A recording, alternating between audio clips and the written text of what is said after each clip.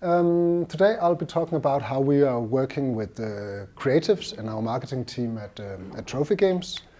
I want to share with you some different examples of what has been working well for us, and hopefully you'll be able to apply some of these learnings that we have in one way or another, depending on the type of games you have in your studio as well. So I'm Frederik Vig.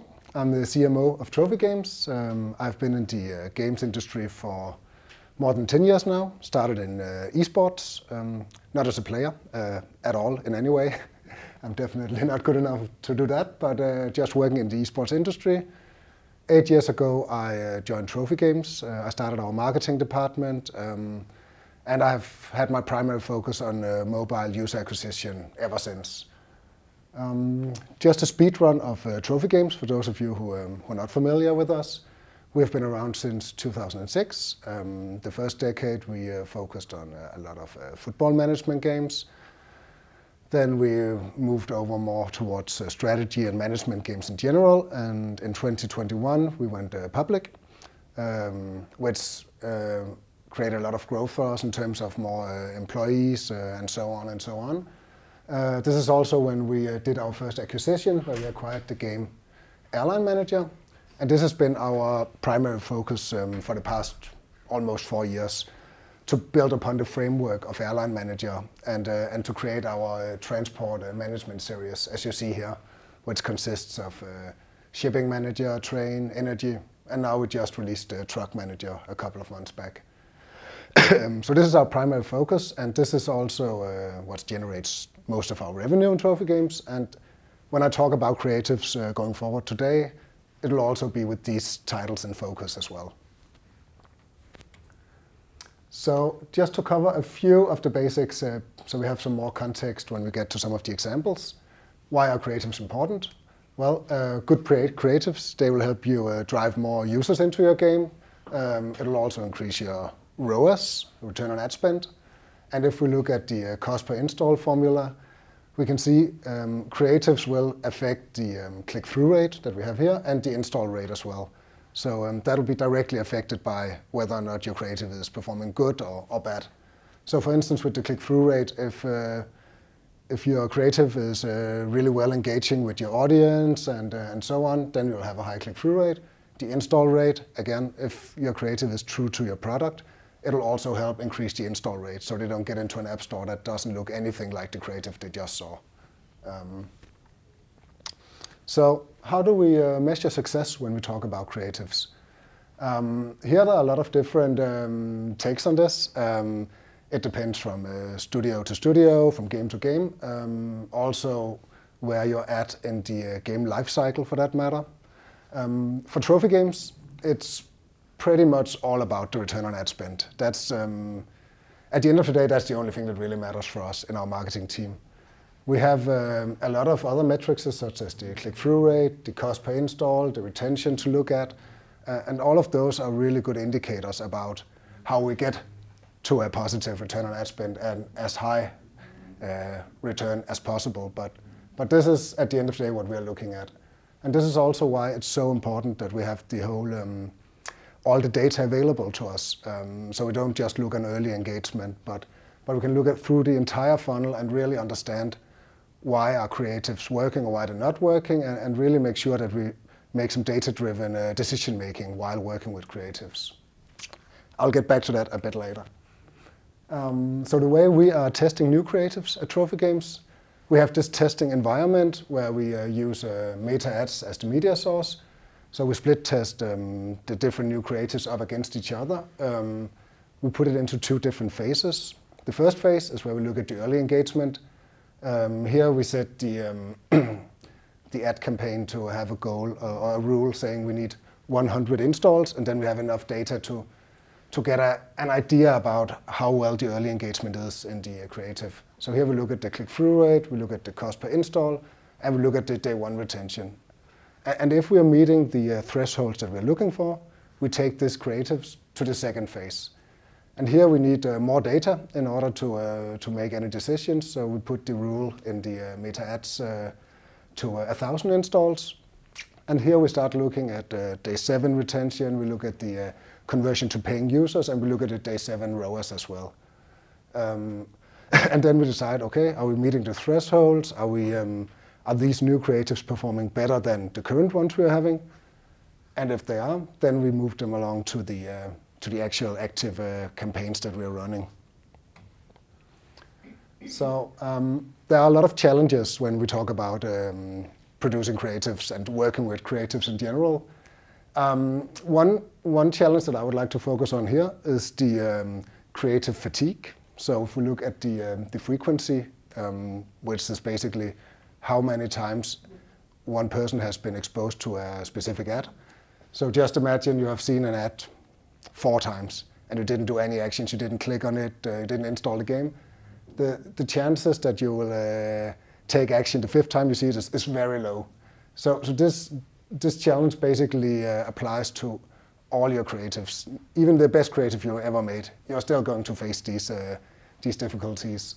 So a few ways to be on top of this frequency and the creative fatigue could be to either increase your audiences, get out to more users. You could also reach out to more markets with probably localization. But the most important thing to focus on here is definitely to produce as many creatives as possible. So you show different parts of your game, you show different features, you can even appeal to different segments in your audience as well. But it is really important as you scale your user acquisition to really keep up with the creatives production as well. So let's dive into some examples from trophy games. First, just looking at player profiles. This is something that I think is really important to understand when you're working with creatives and user acquisition in general. So the player profiles are segments of your target audience. So you could have the thinker, which is a problem solver. You could have the treasure hunter player profiles in your game, which is about collecting different things, achievements, and so on and so on. And it's a really good idea to, when you think about what you want in your creatives, to really understand these different player profiles, because they are the users that you want to motivate when you show your creative. So tapping into these different motivators that they have is a really good start to figure out what content you want to show. For trophy games, I've made a little overview here. Our biggest player profile is the strategist for our transport games. They like to do strategic decisions in the game. We have the expressionist. They are all about customizing your planes, your trucks, customizing your, putting their own touch on the company with company names, logos, and everything. King of the Hill is also a really big one for us.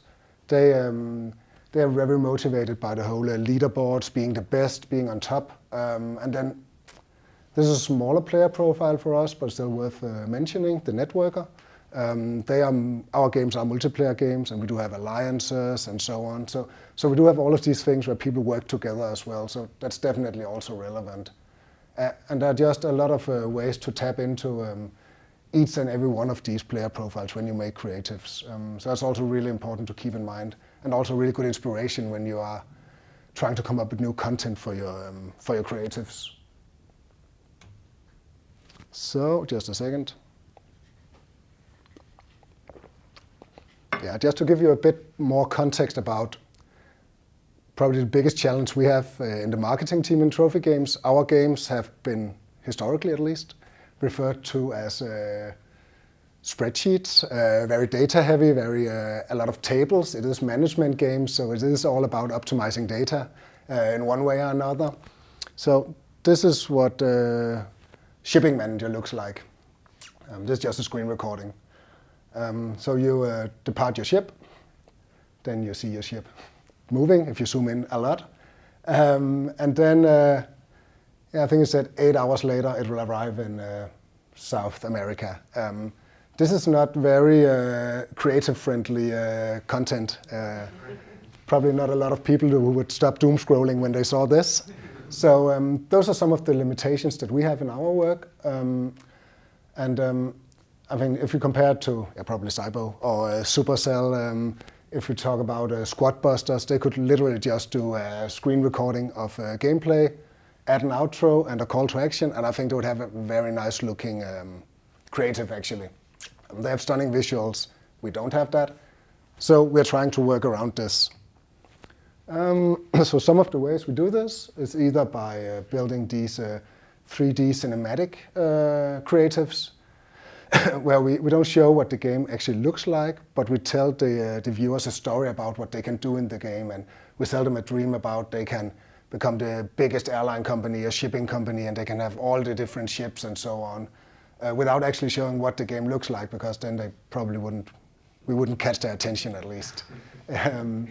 So that works really well, but it's also quite resource heavy for our creatives team to build these from scratch.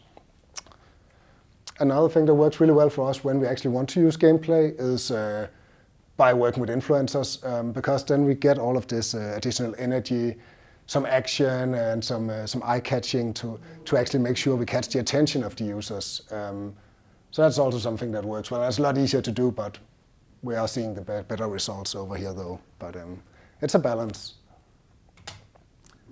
So we talked about how we measure success and how important the data is in order to make data-driven decision-making and understand which creatives to actually go with and get all of the learnings you need to make the next creatives as well. So these are two cinematic creatives we have for our game Airline Manager. I think they are pretty similar, the two creatives. They're for the same game. They're in the same 3D style with a cinematic where we tell a story about what to do in the games. And if you look at the early engagement here, you can see that the cost per install is 35% lower with the creative to the right. And we also have a 30% higher click-through rate. So just looking at the early engagement, this would be a clear winner. But this also brings us a bit back to the whole testing environment and why it's so important, at least for us, to have more than just an early engagement phase, but we also look at the value a bit later in the process. So if we take it one step further and we look at the actual value, you can see even though we're driving less users in for our money with the video to the left, it is just much more appealing to our valuable users. So we're actually seeing more than 3 times higher conversion to paying users from users coming in from the video to the left compared to the one to the right. So this is just something we would never understand if we didn't follow all the data and we didn't have all the data available to us. So this also brings us a bit back to having a measurement partner and having your attribution setup up and running. Otherwise, you are kind of driving half blind, and I don't think you will have a lot of success in your creatives work if you do it like that. So I think this image sums it up pretty well from a trophy games perspective. At the end of the day, we don't care too much about low cost per installs or high click-through rates. They are important indicators, but yeah, we are focusing on the return on ad spend, and that's actually at the end of the day the only success criteria we really want to focus on. So anything else is merely indicators for us. Though still important, but we can't just, that it's not enough for us to make the right decisions and get the right learnings. Another thing I want to talk about where we have seen quite a lot of success is in the process of how we work with our creatives production. So one thing that is working really well for us is we have these module videos. At least in lack of a better term. Maybe there's a better term out there, I don't know. We call it module videos. And here when we make a new creatives, let's say a 30-second video creative for Airline Manager, we divide it up into 3 different modules. It could also be 4 or 5 sometimes, but in this example it's 3. So we have the first module A. This is where we focus on your fleet. So we talk about different planes in the game, they have different stats, so we're definitely appealing more to the strategic strategist player profile here. Then we have the module B, where we customize the planes. So this is more about the expressionist, where you can make the plane look in different ways. And then we have the module C, which is a bit back to the strategist. Here you have to make a lot of decision making about where should your plane go to, should focus on cargo, should focus on passengers, so a lot of strategic elements as well. And if we just take a look at this, one of the reasons, when we take a look at these three modules, we then divide them into different orders. So we take this video and have it in three different versions, one starting with the module A, and then comes C and B. Then one starting with the customize module, and then one starting with the routes module. So even though we just made one video, we are swapping the order of the modules around just to get better learnings and so on. But it's also super important when we want to reach new users. In average, we have 1.7 seconds to catch the attention of a user. So imagine you're sitting on Instagram, doom scrolling. I think we're all doing that, or TikTok, or wherever we do it. It is literally 1.7 seconds we have for the viewer to decide, do I want to continue watching, or am I just scrolling to the next video? So the first scene you're showing is it's crucial. It's much more important than anything else in your video. And this is also one of the reasons why this has a big effect for us. So if you just look at the three videos and just keep in mind that it's the exact same content for each video, we're just swapping the order around. So if we look at the first engagement, we're looking at the click-through rate. We see that the version B, it has a much higher click-through rate than version A and C, almost double. So we take it one step further, looking into the cost per install. We see version B is still far ahead, it's performing quite well. And we have version C is definitely lagging behind here, and version A is somewhat keeping up in terms of cost per install. Let's take it one step further and start look at the actual value that is being provided. Install to paying users conversion. Here we see that, version C, it's not looking good. It's probably not going to be a beautiful comeback story down here. Don't expect anything. But if we look at version A and B, we're actually starting to see something quite interesting here, because even though version A is driving less users for our money, we still see that these users coming in, they are converting more to paying users than version B. So we can just go all the way to the end results here, seeing the actual ROAS. So with this combination of modules, we actually see from version B that we are driving more than 100% higher ROAS just by swapping around the orders. And take it one step further, we see that from version A to B, we are driving an additional 30% ROAS. So the difference between version C and version A is actually 161% difference in ROAS, which is quite amazing to me. And this was actually tested quite thoroughly. This was before we had our new testing setup. So it's just crazy to see. Just imagine that you spent time and efforts on making this creative, and you decided this would be the order that we want to go with. And then you just test it with version C. I think it would be highly likely that you would come to a conclusion, okay, this creative, it doesn't work. We need to try something else. But you already did all the hard work. You literally did everything. You have all the content. So the only thing you need to do here is just to swap around the order, and you will see completely different results. So I think this is a really good approach in order to maximize the value of your work with creatives, because otherwise you could easily miss out on a lot of big potential from creatives. The question, Frederik? Yes. Were you targeting the same users for all three ads, or were you already segmenting by the player profiles for targeting as well? No, this was for the exact same audience. It was actually based on our lookalike, based on our paying users. So the exact same audience, exact same country, and everything on Meta ads. So I think that is the least possible amount of noise in this split test. But of course, there could be something that could affect. But it was the best possible split test that we could do with the least noise around it. Also, one question. This was actually tested on Meta, right? Yes. And did you also try with another network?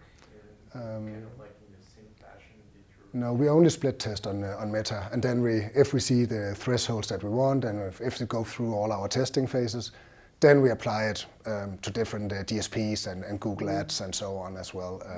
And then, of course, there could be different behavior from network to network, but we do the initial testing on Meta, just because we get the most precise split testing there, with the cleanest split test, I would say. So in your experience, you expect more or less the same results in other networks?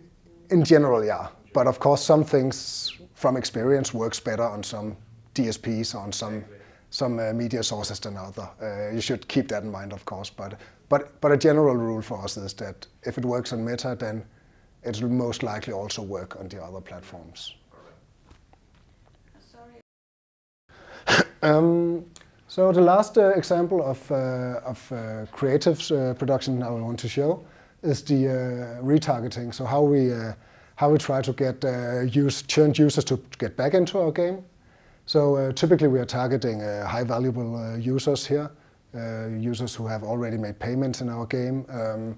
And we want to, they can either be inactive or uninstalled the game. So when we try to get those high valuable users back, something that has worked really well for us, and also an example in the image creative here, is to appeal to the player emotions, because they have spent quite some time in the game already.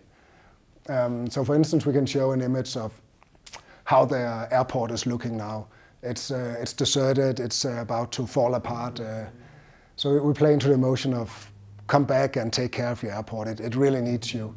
And at the same time, we are kind of tapping into like the dream scenario, selling them the dream that it could actually look like this as well. So we're playing into two different motivators here. And that's something that has been working really well when we have done retargeting, playing into these emotions. Yeah, and when we talk about being effective in our work, just in general, it's very difficult not to come around Gen AI, and that also goes for creatives.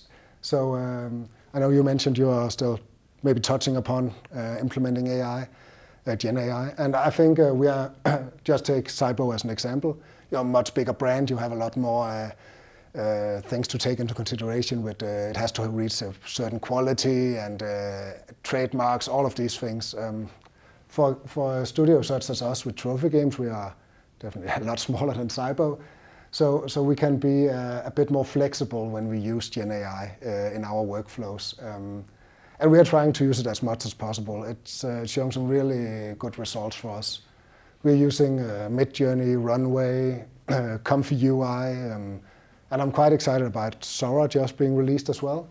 So we do prompt image, text to image, text to video, even image to video, and other things. And I think I would definitely recommend for small to mid-sized game studios to really play around with this. So we could either use it as inspiration or as drafts, or yeah, maybe even depending on the results, use it directly as content in your creatives and ASO as well.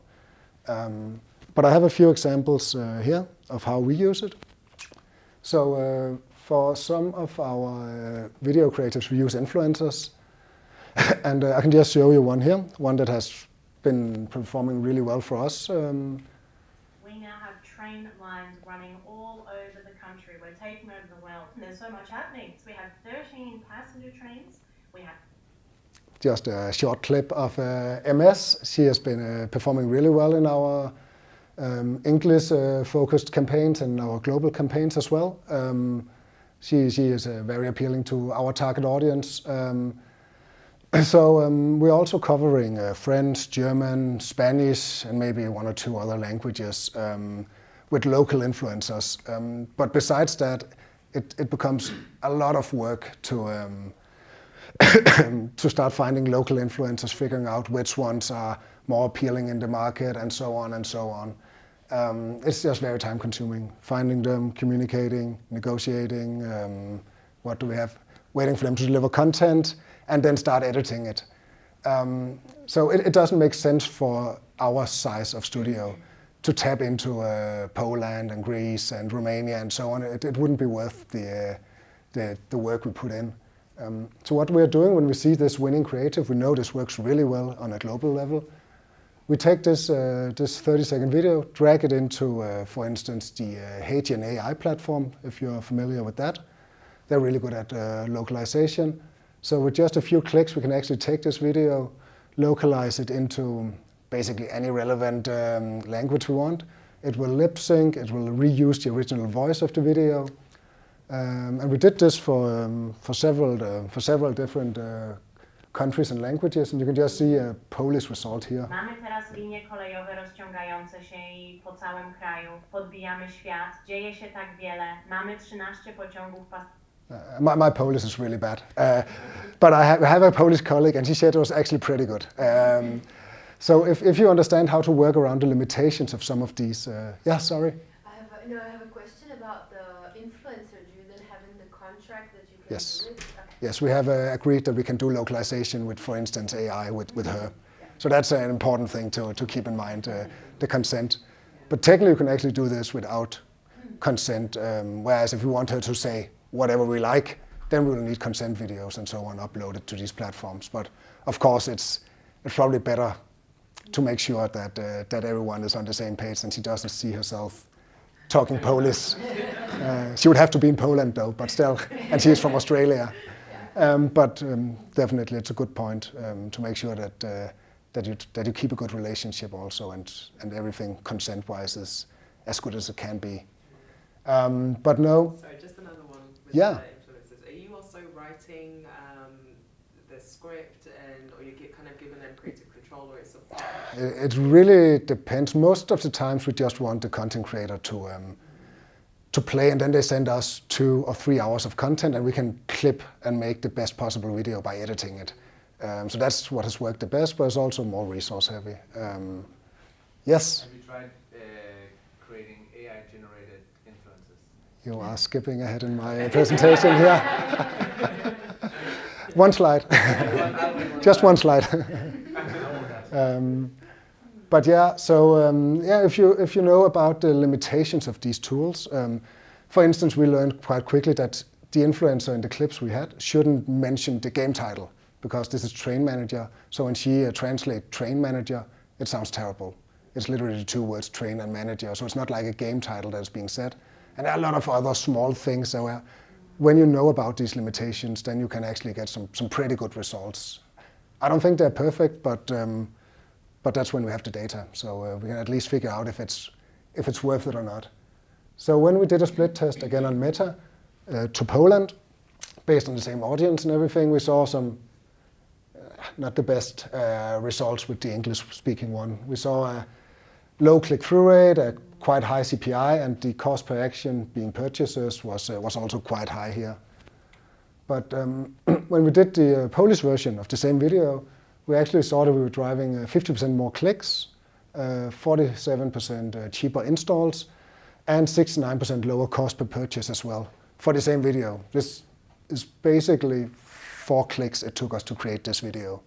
So just a second, yeah. So I mean, this works really well for us in order to, so using Haitian, for instance, we can now tap into all of these smaller markets that wasn't really available for us before, because we would reach them, but that would be with global campaigns. It wouldn't make sense for us to start having local influencers. It would be way too much work. But now using AI tools, Gen AI tools, we can actually get into find value in Poland, Greece, Romania, and all of these markets where they definitely prefer the native language over English. So that's a really cool thing for us to start broaden our reach with our UA. You use the same cost between both videos? Yes. Yes. Okay. Yeah. So I promised you we would talk a bit more about AI influencers. This is something that we have been working on, at least thought about for a while. And there are different platforms already, at least now, where you can just go in. You have Haitian can actually do a lot of this, where you can have AI influencers. You also have, I don't even know what it's called. I have a couple of other examples if you want to try it, so I can figure it out afterwards. But it looks very stiff. It's very AI voice. It's only lip moving most of the time. So it's quite easy to tell that it's AI influencers when we tested it. So when we started creating our own AI influencers, the original goal was to be able to skip past the whole split testing to figure out Is it what type of influencers is more engaging with our games? Is it male, female? Is it young or old? Or is it more a nerdy vibe or a more energetic vibe? All of these things is something that takes quite a long time to figure out for your game. Because you need to find all these different influencers and wait for them to get back to you and test it and so on. So we really wanted to skip that part. So we didn't need perfect looking influencers here. We just needed something that was decent enough for us to test what type is more engaging in our games. And we have the first 3 ones we made right here. So we spent some time on the workflow and figure out what Gen AI tools do we need to use here and which do we need to combine to make the best possible results. And now we actually started to see that we could make some really realistic looking influencers. They had lip sync. We could actually give them full body language as well, and they had their own voice and so on. So the results were actually a lot better than we thought. And now we are considering if we should actually move away from using real influencers and start using our own, because there are a lot of things to take into consideration. First of all, there are a lot of advantages using these. I'll get into that. But also, of course, now we see it on a big screen. But when we actually use this in practice, it will be seen on a mobile screen. It will be in the corner as well. So it will be much more difficult to spot if they're actually real compared to if you look on this big screen right here. And there are also other things you can do to make it look more realistic. But I can just show you a couple of the results. Check out this airline manager game. You can manage and customize your planes. And here I am adjusting the cargo for the next flight. So let's create a new route to make some profit for our airline company. This game is very detailed when it comes to staff members, plane types. And then we have another one here. Hey guys, check out this airline manager game. You can manage and customize your planes. Here, I'm adjusting the cargo for the next flight. Let's create a new route to make some profit for our airline company. This game is very detailed when it comes to... So this is the results we're working with. And to me, at least, I find it quite hard to see if they are real or not when I look at it from a phone where we're actually going to show these things. So we are quite happy about the results. And we can definitely use them for the original goal that we have. And we're also considering if we should take it to the next step. Some of the pros and cons with traditional influencers and these types. First of all, everyone hates working with influencers. I think that's just a fact. Maybe it's not true, but I haven't seen anybody who really enjoyed working with influencers. It's very time consuming. Some are definitely more nice than others, but it's still very time consuming. It's not really the most interesting part of the job. It's very resource heavy. It takes a lot of time, the whole process that we already talked about. It also costs money. And then you have very limited control over the content. So you're only having the content that you're receiving from them. And you can't really make new content super fast and easy either. So if we compare it to working with these guys, it's very resource friendly. We can make a new influencer in less than an hour now with the setup that we have. We have quite a catalog already with different ones that we have tested. We have an increased output and better split testing, so we get a lot more learnings working with these than limit ourselves to just a few different influencers working with real ones. And then we also have a lot more control over the content and a lot more flexibility in our work as well. So for instance, we can have them talk about different games, different features in the games. They can talk specifically to different audiences. And if we have an update in a game, instead of over here, we would have to send the update, wait for them to test it, send the content back. It will take quite some time when we already have the update ready. Whereas here we can just right away make a video about the update. We don't have to wait for anything. So that's also a big pro here. Yeah? Question? Yes? The big appeal of working with influencers, isn't it because they are like loyal fans that watch their stuff? Yeah, that doesn't matter for us, the way we work with influencers. We are not using influencers because they have a huge YouTube channel or anything. Okay. We use them as a bit back to what I talked about, how we try to make our creatives more engaging. So it's not really like we need them to to share it on their channels. We just want influencers in order to make the creatives more engaging, to add some more energy and so on to the creatives. Follow-up question then. Yes. Isn't it more simple to just give a mic and a webcam to somebody in your office to record themselves? Yeah, first of all, you need to convince them that they should do it. A lot of people don't want to do that. We have worked with that for other titles and PC titles before. Actually, you'll find it, quite impressive how few people who actually wants to put their face out there and so on. I wouldn't do it myself either, so I mean, I understand.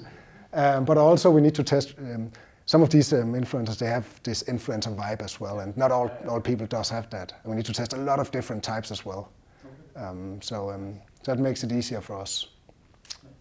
Thank you. Yeah. So takeaways, super important to have a good attribution setup when you do user acquisition and you work with creatives. Having a data-driven approach to make sure you make the right decisions. Structure your creatives process. This is a bit back to the whole module. I think that's something that works really well for us, really to get the most value out of the work that you're doing here and get the most learnings as well. Understanding your audience in terms of the content you want to show in your creatives, and also to tap into their motivational drivers, figure out what actually motivates your target audience. And last but not least, leverage all of this Gen AI in your creatives. And you can do it in whatever shape or form you feel comfortable with, but I definitely think there's a lot of efficiency to gain here by taking advantage of some of those new tools.